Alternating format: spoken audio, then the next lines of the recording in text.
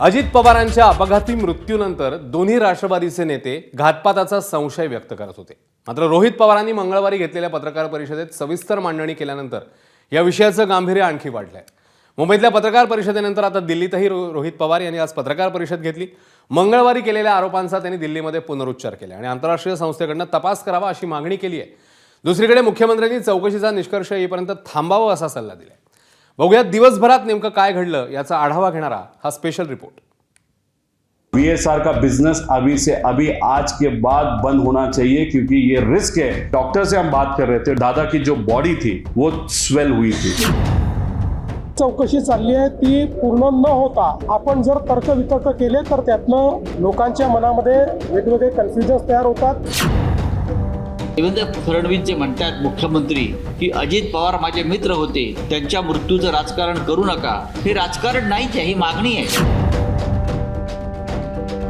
अजित पवारांचं विमान कोसळणं हा अपघात नव्हे तर घातच होता अशी भूमिका घेत चौकशीची मागणी रोहित पवारांनी कायम ठेवली आहे. मंगळवारी मुंबईत घेतलेल्या सविस्तर पत्रकार परिषदेनंतर बुधवारी दिल्लीतही पत्रकार परिषद घेत संपूर्ण देशाचं लक्ष या मुद्द्याकडे वेधण्याचा त्यांनी प्रयत्न केला. केवळ सीआयडी आणि सीबीआयवर अवलंबून न राहता आंतरराष्ट्रीय तपास यंत्रणांकडून या विमान अपघाताची चौकशी करण्याची मागणी रोहित पवारांनी केली आहे. हम धन्यवाद करते हैं सीएम साहब का कि उन्होंने वो एक्सेप्ट करके सीआईडी को दिया. लेकिन सीआईडी को टेक्निकल चीजें नहीं पता चलने वाली, तो उनको जो एडिशनल हेल्प चाहिए वो सेंट्रल एजेंसी से मिल सकता है, सीबीआई से मिल सकता है. सीआईडी तो चाहिए, सेंट्रल एजेंसी भी अगर सीबीआई जैसी वहां पे इन्वॉल्व हो तो वो चाहिए. लेकिन हमारी मांग ऐसी है, आगे लो, यहाँ पे नेशनल ट्रांसपोर्टेशन सेफ्टी बोर्ड, ये जो यूएस का है, क्योंकि ये प्लेन यूएस में बना था, कैनेडियन कंपनी लेकिन यूएस में बना था, तो वो एजेंसी को आप ला सकते हो. फ्रांस की जो एजेंसी है उसको भी आप इन्वॉल्व कर सकते हो.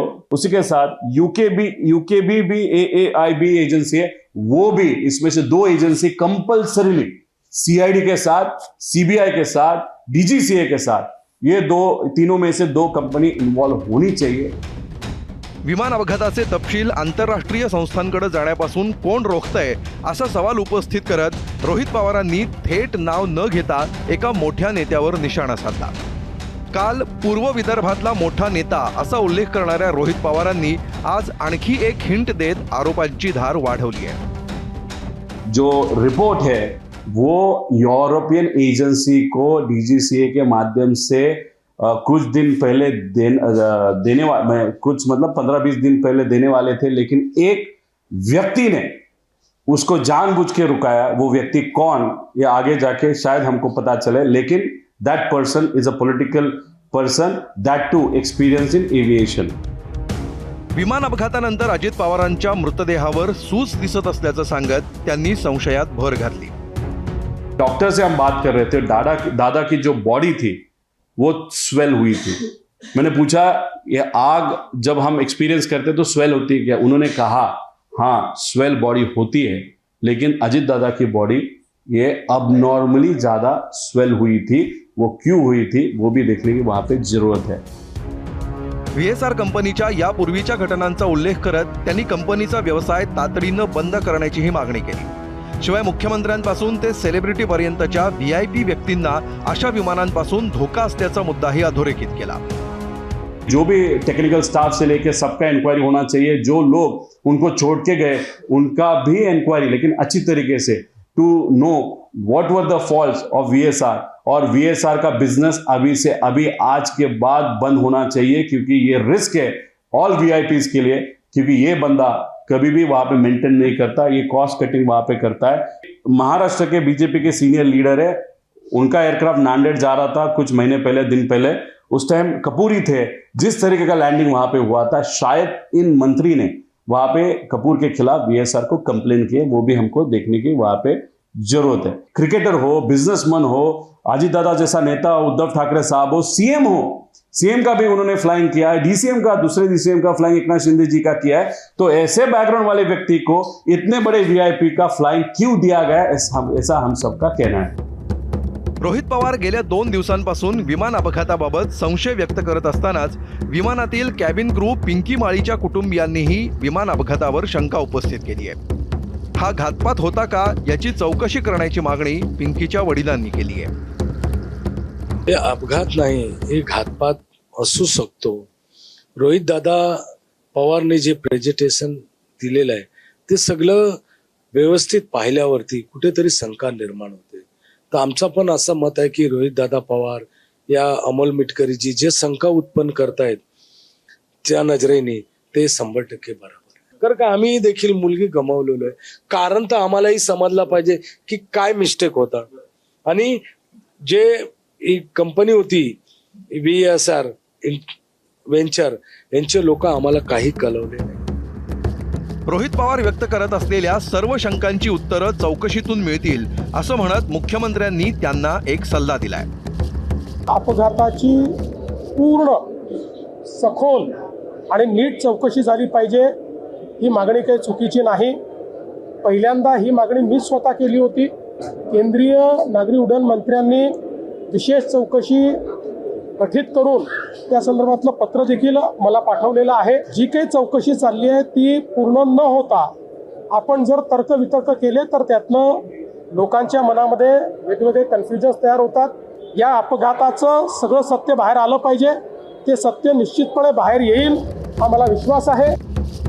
तर शरद पवारांनी हा अपघात असल्याचं सांगितल्यानंतर रोहित पवारांनी शंका उपस्थित करण्यामागे राजकारण असल्याचा आरोप सुधीर मुनगंटीवारांनी केलाय.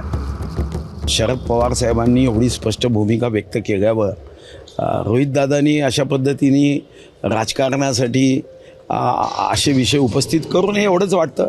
शरद पवार साहेबांचं एवढं तर त्यांनी ऐकलं पाहिजे. शरद पवार साहेबांनी पहिल्याच दिवशी सांगितलं की हा अपघात आहे. तर राजकारण आणि संशय यातला फरक संजय राऊतांनी सत्ताधाऱ्यांना समजावून सांगितलाय. शिवाय अजितदादांच्या अपघातग्रस्त विमानाच्या गुजरात कनेक्शनवरूनही सवाल उपस्थित केलाय.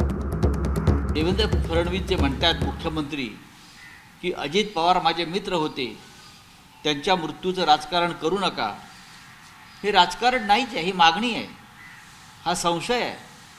तुम्ही उलट यात पुढाकार घेऊन रोहित पवार जे सांगतायत त्या सगळ्या मुद्द्यांची चौकशी करायला पाहिजे तटस्थपणे. हे CID आणि अमुक वगैरे चौकशी करणार नाही. हा फार तांत्रिक विषय आहे, हा रहस्यमय आणि राजकीय विषय आहे. आदल्या दिवशी एक विमान सुरतला जातं, गुजरातला जातं, ते दुसऱ्या दिवशी अजित पवारांना घेऊन जाण्यासाठी बारामतीत येतं. अजितदादांच्या राष्ट्रवादीचे नेते मात्र रोहित पवारांच्या आरोपांचं ना समर्थन करतायत ना खंडन करतायत. चौकशी व्हावी अशीच आपली भूमिका असल्याचं सांगत तटकरेंनी या विषयावर अधिक बोलणं टाळलंय. दादांसारखं देशातलं लोकोत्तर नेतृत्व, राज्याचे उपमुख्यमंत्री, विकासाचा दृष्टी असलेले नेतृत्व यांचं दुर्दैवी अपघातामध्ये निधन झालं. त्याची सखोल चौकशी, अशा पद्धतीचं विमान अपघात होतं त्याच्यासाठी ज्या तपास यंत्रणा आहेत देशामध्ये असतील किंवा जगभरामध्ये असतील त्यांच्यामार्फत ही चौकशी भारत सरकारने, राज्य सरकारने करावी आणि त्यातील सत्य देशांतील जनतेच्या पुढे आणावं. राष्ट्रवादी काँग्रेस पक्षाची भूमिका पहिल्या दिवसापासून आहे. एकीकडे भाजपचे नेते रोहित पवारांना राजकारण न करण्याचा सल्ला देत आहेत. अजित पवारांच्या राष्ट्रवादीचे नेते चौकशी सुरू असल्याची भाषा करतायत. पण शिंदेंच्या शिवसेनेला मात्र रोहित पवारांच्या शंकांमध्ये तथ्य वाटतंय. या प्रकरणात शरद पवारांच्या राष्ट्रवादीची बाजू उचलून धरण्याचा सिलसिला शिंदेंच्या शिवसेनेनं कायम ठेवलाय.